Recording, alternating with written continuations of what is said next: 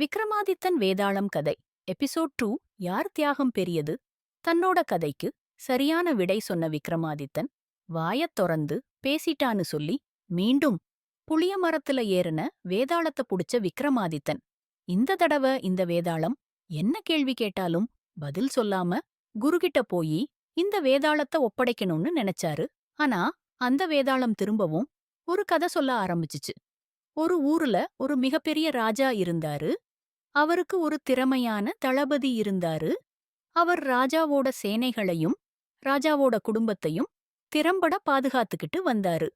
அப்ப ஒரு நாள் அரண்மனை பக்கத்துல ஒரு பூதத்தோட சத்தம் கேட்டுச்சு. சத்தம் கேட்ட பக்கம் போன தளபதி அங்க ஒரு பெரிய பூதம் நிக்கிறத பார்த்தாரு. உடனே, ஏய் பூதமே, எதுக்கு அரண்மனை பக்கம் வந்திருக்கன்னு கேட்டாரு.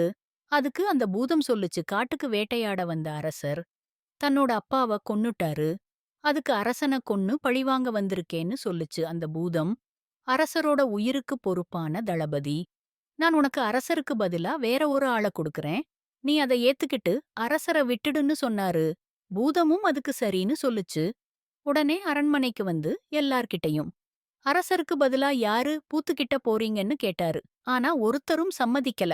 அப்பத்தான் தளபதியோட ஒரே மகன் அங்க வந்தான். நான் என்னோட அப்பாவோட கடமைய செய்ய உறுதுணையா இருக்கேன்.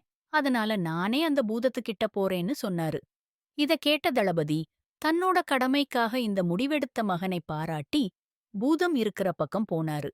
இந்த விஷயம் எல்லாம் கேள்விப்பட்ட அரசர், அடடா, என்னோட உயிரை காப்பாத்தா தன்னோட ஒரே மகனை பலி கொடுக்க நினைச்ச தளபதிக்கு துன்பம் வரக்கூடாதுன்னு நினைச்சாரு. பூதத்துக்கிட்ட போன தளபதியையும் அவரோட மகனையும் தடுத்து நிறுத்தின அரசர், என்னோட உயிரை நீயே எடுத்துக்க, இந்த சின்ன பையனை விட்டுடுன்னு சொன்னாரு. அப்பத்தான் விக்ரமாதித்தன் கிட்ட ஒரு கேள்வி கேட்டுச்சு வேதாளம். அந்த அரசன மாதிரி நீயும் ஒரு அரசன்தானே, நீ இந்த மாதிரி தியாகமெல்லாம் செய்ய மாட்டியான்னு கேட்டுச்சு. ஆனா விக்ரமாதித்தன், இதுல என்ன தியாகம் செஞ்சிட்டாரு அரசரு? தன்னோட மக்களை காப்பாத்துற கடமை அவருக்கு இருக்கு. அதனால அவர் செஞ்சத தியாகம்னு ஏத்துக்க முடியாது.